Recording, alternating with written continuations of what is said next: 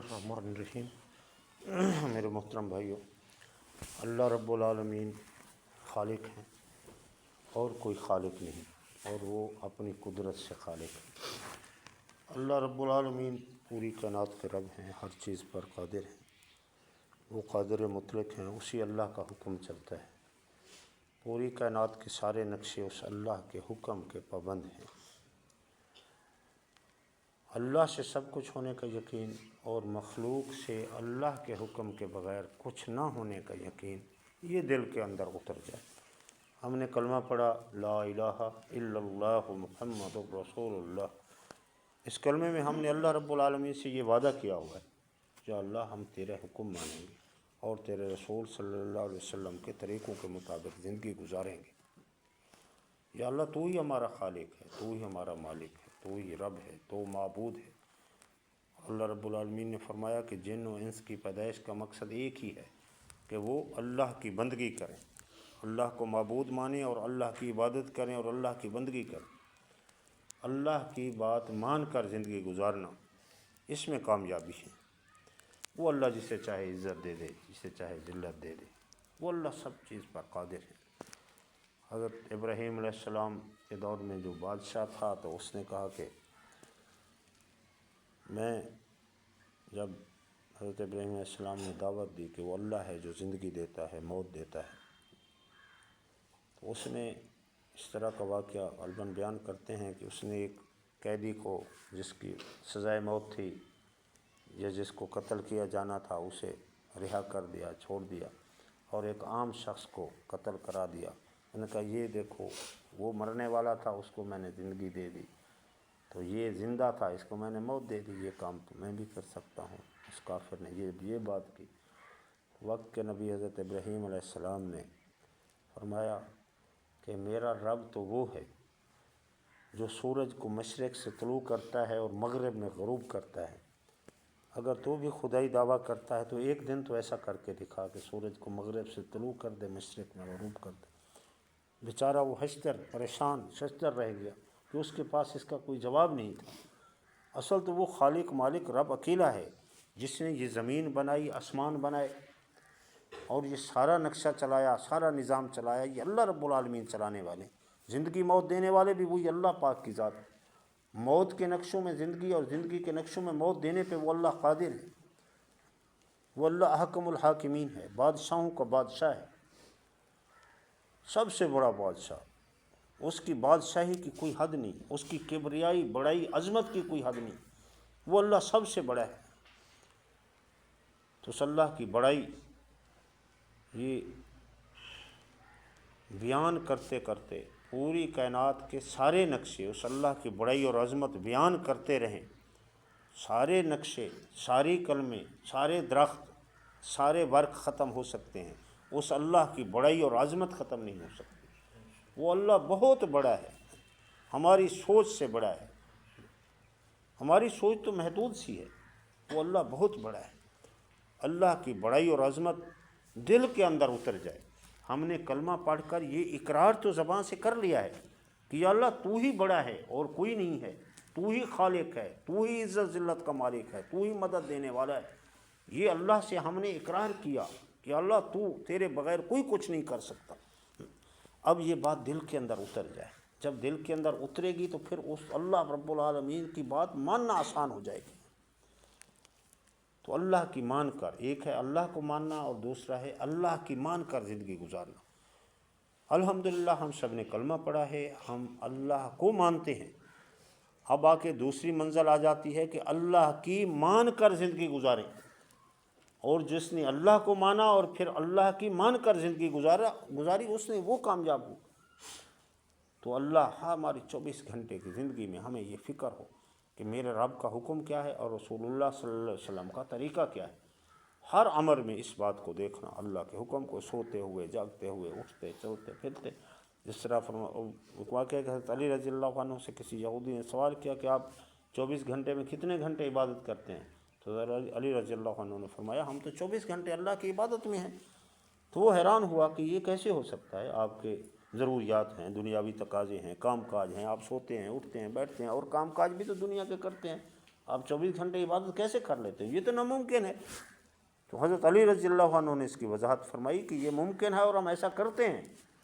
وہ کس طرح؟ ان کا ہمارے لیے جو اللہ کا حکم ہے اور جو رسول اللہ صلی اللہ علیہ وسلم کا طریقہ ہے، ہم ہر عمل اللہ کے حکم اور حضور پاک صلی اللہ علیہ وسلم کے طریقے کو سامنے رکھ کر کرتے ہیں، تو ہمارا ہر عمل عبادت بن جاتا ہے۔ ہمارا سونا بھی عبادت، ہمارا جاگنا بھی عبادت، ہمارا کھانا پینا بھی عبادت، ہمارا بیوی بچوں کے ساتھ رہنا بھی عبادت۔ تو ہم ہر بات میں اللہ کا حکم کو سامنے رکھتے ہیں، تو اس لیے ہمارا ہر عمل عبادت۔ خود اللہ رب العالمین فرما رہے ہیں قرآن مجید میں، تم کھاؤ اور پیو، یعنی کہ اللہ کے حکم کو سامنے رکھ کر جو شخص کھاتا ہے، دل کے اندر یقین یہ ہو کہ میں جو کھانا کھا رہا ہے بھوک اپنی مٹا رہا ہے، دل کے اندر نیت ارادہ یہ ہو کہ اللہ کے نے حکم دیا کھانے کا، تو میں اللہ کے حکم کی پابندی میں کھا رہا ہوں، اور کھانا کھانے سے میری صحت بڑھے گی اور میں دین کے کام کروں گا۔ تو نیت ارادہ جو ہے وہ اللہ کو راضی کرنے کی ہو، جس کی نیت ارادہ آپ یہ بھی یقین ہو کہ کھانا بھوک مٹانے میں اللہ کے امر کا محتاج ہے، اللہ پاک نہ چاہے تو کھانے سے بھوک نہ مٹے، پانی پیاس بجھانے میں اللہ کے امر کا محتاج ہے، اللہ نہ چاہے تو پانی پیاس بجھا نہیں سکتا۔ اب دوائی میں اب دیکھو نا، اب جس طرح ڈسپرین عام طور پر سر میں درد کے لیے استعمال ہوتی ہے، اور دو آدمیوں کے سر میں درد ہے، وہی ڈسپرین دونوں کھاتے ہیں، ایک کے سر کے درد کا آرام آ جاتا ہے، دوسرے کے سر کا مزید آرام نہیں آتا، مزید بڑھ جاتا ہے۔ اسی طرح ایک ڈاکٹر کے پاس دو مریض جاتے ہیں، مرض بھی ایک جیسی ہے، وہاں پہ ہسپتال میں داخل ہوتے ہیں، اب اسی کا ڈاکٹر بھی ایک جیسا علاج کرتا ہے، اب ایک صحت یاب ہو کر گھر آ جاتا ہے، دوسرے کی وہاں سے میت آ جاتی ہے۔ تو یہ کون کرتا ہے؟ اللہ کرتا ہے۔ اللہ نے جس کے لیے اس دوائی میں شفا رکھی ہے اس کو شفا مل جاتی ہے، اور جس کے لیے شفا نہیں رکھی اسے شفا نہیں ملتی۔ تو یہ یقین کامل ہو جائے، اللہ جو مخلوق فائدہ دے رہی ہے یہ اللہ کے امر سے دے رہی ہے، اللہ کے امر کے بغیر جتنی مخلوقات ہیں کوئی فائدہ نہیں دے سکتی، کوئی نقصان نہیں دے سکتی۔ فائدہ اور نفع اور نقصان دینے میں دنیا کے سارے نقشے اللہ کے امر، اللہ کے حکم کے پابند۔ تو یہ یقین کامل دل کے اندر آ جائے کہ وہی اللہ ہے، پوری کائنات کے سارے نقشوں پر قبضہ اللہ کا، اللہ کے حکم کے بغیر درخت کا پتا نہیں ہل سکتا۔ تو پھر اسی طرح حضور پاک صلی اللہ علیہ وسلم کی زندگی ہے کہ کس طرح آپ نے اس اللہ کی دعوت دی۔ سفر طیف کا واقعہ دیکھیے کہ کس طرح جو ہے نا، کتنی مصیبتیں تکلیفوں کے باوجود بھی اللہ پاک اب جو ہے مکے والے تو آپ صلی اللہ علیہ وسلم کو صادق اور امین سمجھتے تھے، صادق اور امین کہتے تھے۔ جب بلایا یہاں تک آپ نے فرمایا کہ اگر میں یہ کہوں کہ اس پہاڑ کے پیچھے فوج ہے دشمن کی جو آپ پہ حملہ آور ہونے والی ہے تو آپ یقین کر لو گے؟ سب نے کہا، مکہ کے سرداروں نے کہا ہاں ہاں بالکل یقین کر لیں گے، کیونکہ آپ کی زبان سے تو کبھی جھوٹ سنا ہی نہیں ہے۔ تو پھر جب آپ صلی اللہ علیہ وسلم نے فرمایا لا الہ الا اللہ کہہ دو، اس میں کامیابی ہے، تو اس پہ سارے دشمن ہو گئے۔ تو دعوت کیا ہے کہ لا الہ الا اللہ، اللہ کی بات کہ سارے بتوں کو چھوڑ دو، غیر اللہ کا یقین دل سے چھوڑ دو، اللہ پر یقین لے آؤ۔ لا الہ الا اللہ کا معنی مفہوم مقصد یہی ہے کہ اللہ پہ یقین آ جائے، اللہ سب کچھ کرتے ہیں، اللہ کے بغیر مخلوق کچھ بھی نہیں کر سکتی۔ تو یہ اعمال زندگیوں میں آئیں گے کیسے؟ اس کے لیے دعوت و تبلیغ کی محنت، نماز ہے، روزہ ہے، اچھے اخلاق ہیں، لوگوں کے ساتھ اخلاق سے پیش آنا۔ گھر میں لڑائی جھگڑے کیوں ہیں؟ اسی وجہ سے ہیں۔ مرد کہتا ہے کہ عورت میرے حقوق پورے کرے، مجھے نہ کرنا پڑے، اور عورت یہ چاہتی ہے کہ میرے حقوق مرد پورے کرے، مجھے نہ کرنے پڑے۔ اسی طرح معاشرے میں لڑائی ہے، جھگڑا ہے، فساد۔ اگر ایک بندہ، ہر شخص یہ نیت ارادہ کر لے کہ میں نے تو اپنے حقوق ہر حال میں ادا کرنے ہیں، دوسرے جس سے بھی تعلق واسطہ ہے، وہ گھر ہے، ہمسایہ ہے، بھائی ہیں، جس سے بھی کوئی تعلق واسطہ ہے وہ میرے حقوق ادا کر دیں گے تو ان کی مہربانی، نہیں کریں گے تو میں اللہ کی رضا کے لیے معاف کر دوں گا۔ یہ نیت ارادہ کر لیں، سارے لڑائی جھگڑے ختم، فسادات ختم، دنیا امن کی جگہ بن جائے۔ تو اصل میں ہے اللہ کو راضی کرنا۔ جس کی نیت ارادہ اللہ کو راضی کرنے کا ہو گیا، وہ ہر حال میں یہ سوچے گا کہ میرا رب کس بات پہ راضی ہوتا ہے۔ تو یہ اعمال زندگی میں محنت سے آئیں گے، بغیر محنت کے کوئی کام نہیں ہوتا۔ اتنا بڑا دین جس کے لیے اللہ رب العالمین نے کم و بیش 1,24,000 انبیاء کرام کو مبعوث فرمایا، تو اتنا بڑا دین بھی بغیر محنت کے زندگیوں میں نہیں آ سکتا۔ تو اتنا بڑا دین یہ محنت سے زندگی میں آئے گا۔ یہ جماعتوں کا نکلنا، یہ اللہ کے راستے میں 4 مہینے لگانا، چلہ لگانا، روزہ لگانا، مقام پہ کام کرنا، یہ دین کی محنت ہے۔ تو اس محنت کے لیے ارادہ فرمائیے، یہ بہت اونچا عمل ہے، اور یہ انبیاء کرام کی سنت ہے۔ انبیاء کرام تمام انبیاء کی سنت ہے۔ ہر انبیاء، ہر نبی کو اسی مقصد کے لیے بھیجا گیا کہ لوگوں کو دعوت اور آخری نبی کی آخری امت ہونے کی وجہ سے یہ میری آپ کی اس امت کی ہر فرد کی ذمہ داری کہ خود بھی نیک اعمال کرنا، دوسروں کو بھی نیک کی طرف بلانا، خود بھی برے کاموں سے رکنا اور دوسروں کو برائیوں سے روکنے کی کوشش کرنا۔ تو اس کے لیے، اس دین کی محنت کے لیے کون اللہ کے راستے میں کتنے وقت کے لیے؟ فرمایا سال 7 مہینے بیرون ہیں، سال اندرون ہے، سالانہ جو ہے نا اپنا 4 مہینے لگا کر اس کام کو سیکھنا ہے، سالانہ چل رہا ہے، مہینے کے 3 دن ہے، جماعتوں کی نصرت، جس میں بھائی اپنے اپنا ارادہ فرمائے کون کتنے وقت کے لیے تیار ہے۔ تو بھائی نے اچھا ارادہ کیا جی۔ اصل میں ہمارا نیت ارادہ تو یہ ہو کہ ساری زندگی اسی کام کو مقصد بنا کر کرنا ہے۔ 4 مہینے تو لگانے ہیں اس کام کو سیکھنے کے لیے، جی 4 مہینے لگانے ہیں اس کام کو سیکھنے کے لیے، باقی ساری زندگی اس کام کو مقصد بنا کر کرنا ہے جی۔ لکھوا لیں جی، سارے بھائی ارادہ لکھوائیں جی، کوئی بھائی ارادے سے خالی نہ رہے جی۔ انشاءاللہ 7 ماہ بیرون ماشاء اللہ جی، قاری صاحب جی، جولائی میں چلے کی جماعتوں کے ارادے فرمائیں۔ نقد سے روزہ ہو جائے، صبح جماعت کی واپسی ہے، صبح نقد چلے جائیں سے روزے کے لیے، کون کون تیار ہے جی نقد سے روزے کے لیے؟ جی 4 مہینے لائے ماشاء اللہ، نہ رسا چاہتا ہے نہ کیا ہے ایان دا 4 مہینے دا ارادہ ہے، ماشاء اللہ سے ماشاء اللہ، اللہ پاک ان جذبہ قبول کرے۔ سب بچے بھی تو احمد بھائی بھی سالانہ چلا